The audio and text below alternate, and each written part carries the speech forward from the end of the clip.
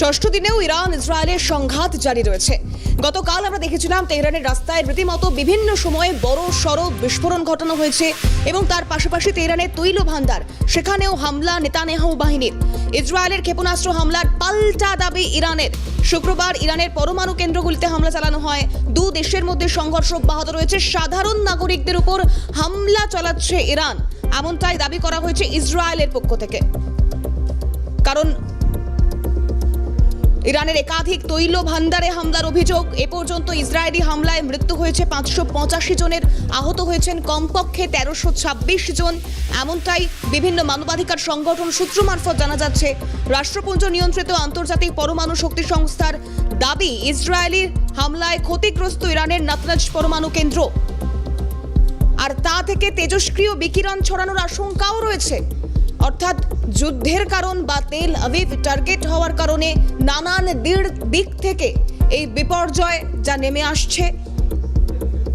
নাগারে অন্তত 15টি ক্ষেপণাস্ত্র ছোড়া হয়, পরে আরও 10টি। এই ঘটনায় এখনো পর্যন্ত ক্ষয়ক্ষতির কোনো খবর সামনে আসেনি ঠিকই, কিন্তু যেভাবে এই সংঘর্ষ এখনো পর্যন্ত অব্যাহত রয়েছে তাতে আন্তর্জাতিক স্তরের অবস্থান, তার পাশাপাশি ইরান ইসরায়েলের এই ঘটনায় গতকালই আমরা দেখেছি যেভাবে মার্কিন প্রেসিডেন্ট ডোনাল্ড ট্রাম্প তিনি এক প্রকার হুঁশিয়ারি দিয়েছেন।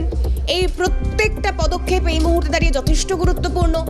ভারত তৎপর আটকে থাকা নাগরিকদের উদ্ধার করবার জন্য, তাদেরকে একটা সেফ জোনে আনবার জন্য ভারত তৎপর রয়েছে। ভারত সরকার তৎপরতার সঙ্গে কাজ করছে এবং তার পাশাপাশি যেভাবে সাধারণ নাগরিকদের উপর হামলা করা হচ্ছে, যে অভিযোগ করা হচ্ছে, যে সূত্র মারফত যে তথ্যগুলো সামনে আসছে, তাতে এই মুহূর্তে দাঁড়িয়ে ইরান ইসরায়েলের এই সংঘাত শুধুমাত্র ইরান ইসরায়েলেই আটকে থাকবে তেমনটা নয়, গোটা বিশ্বে তার আঁচ পড়তে শুরু করেছে। এই বিপর্যস্ত পরিস্থিতি মোকাবিলা আদৌ করা সম্ভব নাকি এই দুটো দেশের সংঘাত মহা কোনো বিপর্যয় ডেকে আনতে চলেছে, এই প্রশ্নগুলো নিয়ে যথেষ্ট ভাবিত আন্তর্জাতিক বিশেষজ্ঞরা, আন্তর্জাতিক সম্পর্ক বিশেষজ্ঞরা, আন্তর্জাতিক মহল এই বিষয়গুলো নিয়ে ভাবিত রয়েছে।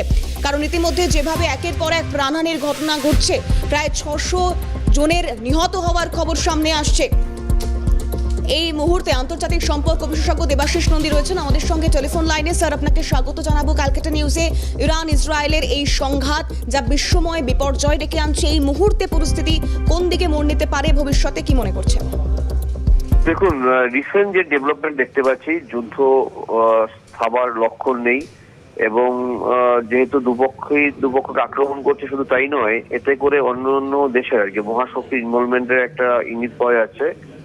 ডোনাল্ড ট্রাম্প ইতিমধ্যে হুমকি দিয়েছে ইরানকে জি7 বৈঠক থেকে, যে ইরানকে আত্মসমর্পণ করতে হবে একতরফা ভাবে। অর্থাৎ ইসরায়েলকে কিন্তু কিছু বলছে না, কোনো নোটিশ দিচ্ছে না। অর্থাৎ এটা প্রমাণিত হয়ে গেল আরেকবার যে ইসরায়েলের সাথে আমেরিকার সম্পর্কটা কতটা এবং কিভাবে ইসরায়েল মদত পায় আমেরিকার কাছ থেকে। যদি ট্রাম্প একতরফা ভাবে ইরানকে এরকম থ্রেট দেয় বা সমর্পণের জন্য নির্দেশ দেয়, তাহলে যেটা হতে পারে, ইরান আবার রিটালিয়েট করতে পারে। এবং ইরান সাহায্য ইতিমধ্যে চেয়েছে রাশিয়ার কাছ থেকে, রাশিয়ার সমর্থন দেবে বলে মনে হয়, আবার চায়নার কাছ থেকে সাহায্য পেতে পারে। অর্থাৎ বিভিন্ন অঞ্চল বহির্ভূত শক্তিগুলো, বিশ্বের পরাশক্তিগুলো যদি এই যুদ্ধে ইনডাইরেক্টলি ডিরেক্টলি ইনভলভ হয়ে যায়, তাহলে কিন্তু সেটা একটা তৃতীয় বিশ্বযুদ্ধের মতো না হলেও অনেকটা বড়সড় যুদ্ধের রূপ নেবে। এবং আমেরিকা ইরানের কাছে যেটা চ্যালেঞ্জ, সেটা হচ্ছে প্রতিবেশী ইরাকে 2003 সালের পর থেকে আমেরিকা বিভিন্ন বিমান ঘাঁটি দখল করে নিয়েছে ইরাকের। ফলে ওখান থেকে কিন্তু ইরানের উপর আক্রমণ করতে পারে, আর ইসরায়েলের ওই দিকে আক্রমণ করবে। এবং ইরানের এই মুহূর্তে অর্থনৈতিক অবস্থা তো এমনি খারাপ, দীর্ঘদিন ধরে আর্থিক নিষেধাজ্ঞা রয়েছে পশ্চিমী দুনিয়ার কাছ থেকে। সুতরাং আমার মনে হয় ইরান একটা কোনো ফাঁদে পা দিয়ে ফেললো। একদিকে টেরোরিস্টদের মদত দিতে থাকলো, হিজবুল্লাহ গ্রুপ বা আবু নাদাল গ্রুপকে লেবাননে, আবার এদিকে হামাসকে মদত দিতে গিয়ে ইরান একটা র্যাডিক্যাল ইসলাম বা পলিটিক্যাল ইসলাম, এই দুটো বিষয়কে গুরুত্ব দিতে গিয়ে, আয়াতুল্লাহ খামেনির যে ধর্মীয় মতাদর্শ সেটাকে গুরুত্ব দিতে গিয়ে বাস্তবিক রাজনীতি বা দেশের যে ন্যাশনাল ইন্টারেস্ট সেটাকে অনেকটা সেকেন্ডারি ক্যাটাগরিতে ফেলে দিয়েছেন। ফলত ইরান মনে হয় একটা আবেগপ্রবণ হয়ে বা তার প্রতিহিংসা মেটানোর জন্য এই আক্রমণটা করলো। এতে করে ইরানের পক্ষে এটা ক্ষতিই হয়ে গেল আমার মনে হয়। স্যার, আরেকটা বিষয় একটু জানতে চাইবো, কারণ ভারতের বহু নাগরিক যেহেতু এই মুহূর্তে আটকে রয়েছে, তাদেরকে উদ্ধার করে আনা কতটা চ্যালেঞ্জের মুখোমুখি হতে হবে ভারত সরকারকে?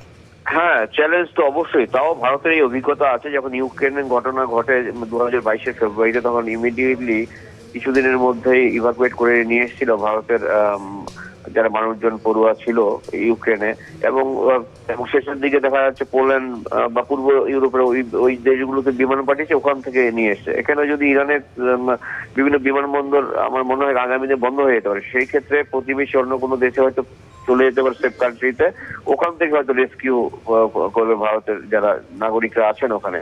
সত্যি বিপজ্জনক, কারণ হচ্ছে দেখুন, শুধু সামরিক ঘাঁটি বা পরমাণু চুল্লিগুলোতে আক্রমণ করছে না, সিভিলিয়ানদের উপর আক্রমণ করছে।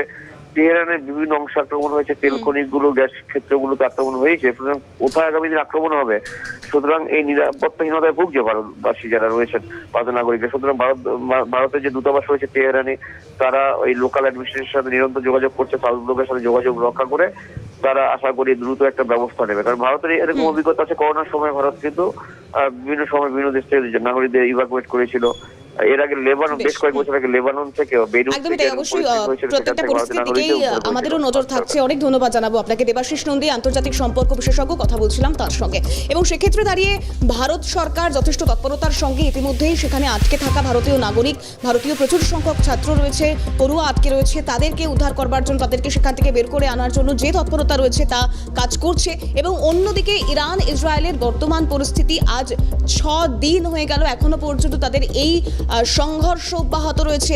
এই পরিস্থিতিতে আরো বড় কোনো বিপর্যয়, কারণ একদিকে ভারতের অর্থনৈতিক বাণিজ্যগত সমস্যা, এই সমস্ত রকম সমস্যার উপর যেমন প্রভাব পড়তে পারে বা এই সমস্যা আরো বাড়তে পারে বলে মনে করছেন অর্থনীতিবিদরা, ঠিক তেমনি বিভিন্নভাবে, অর্থাৎ যেমনটা খবর তাতে নাগারে ক্ষেপণাস্ত্র ছোড়া, মিসাইল ছোড়া, এই সমস্ত কিছুতে যেভাবে দুই দেশে বিপর্যস্ত হচ্ছে, অন্যদিকে ডোনাল্ড ট্রাম্পের হুঁশিয়ারি তাও যথেষ্ট উদ্বেগজনক বলেই মনে করা হচ্ছে।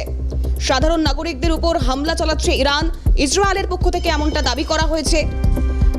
ইরানের একাধিক তৈল ভান্ডার, সেখানে হামলা চালানো হয়েছে এমনটাও অভিযোগ। এখনো পর্যন্ত ইসরায়েলি হামলায় মৃতের সংখ্যা কমপক্ষে 585, আহত হয়েছেন কমপক্ষে 1326 জন। বিভিন্ন মানবাধিকার সংগঠনের তরফ থেকে এমনটাই জানানো হচ্ছে। অন্যদিকে রাষ্ট্রপুঞ্জ নিয়ন্ত্রিত আন্তর্জাতিক পরমাণু শক্তি সংস্থার দাবি যে ইসরায়েলি হামলায় ক্ষতিগ্রস্ত ইরানের নাতানজ পরমাণু কেন্দ্র, আর তা থেকে তেজস্ক্রিয় বিকিরণ ছড়ানোর আশঙ্কাও রয়েছে।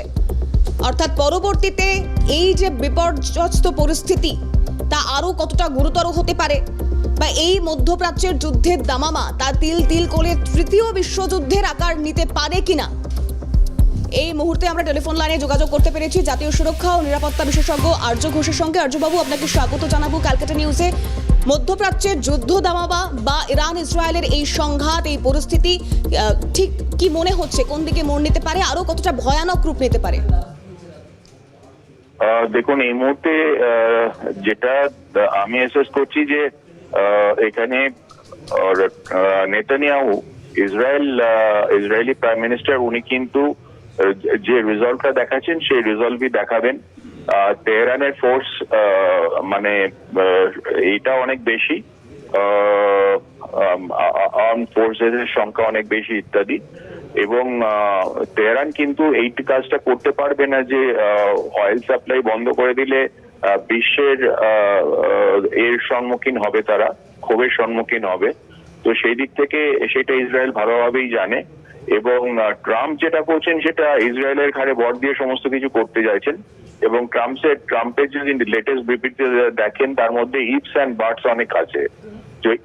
যদি তারা আমেরিকার উপর আক্রমণ চালায়, যদি কিন্তু ইসরায়েল দেখাচ্ছে না, তো সেই জন্য এটা থামবে না এই মুহূর্তে।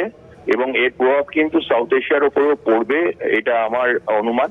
বিকজ এখানে সেন্ট মার্টিনস আইল্যান্ডে মার্কিন সেনা ঘাঁটি গেড়েছে, এবং ডিয়াগো গার্সিয়াতে অলরেডি তারা হিউজ মিলিটারি অ্যাসেট নিয়ে এসছে। তো সেখানে সেন্ট মার্টিনস আইল্যান্ড একটা ব্রিজ হিসাবে তারা ইউজ করবে আমেরিকানরা। তো সেক্ষেত্রে এটার সম্ভাবনা থেকেই যাচ্ছে যে ইরান এই সেন্ট মার্টিনস আইল্যান্ডের উপরে অ্যাটাক চালাতে পারে।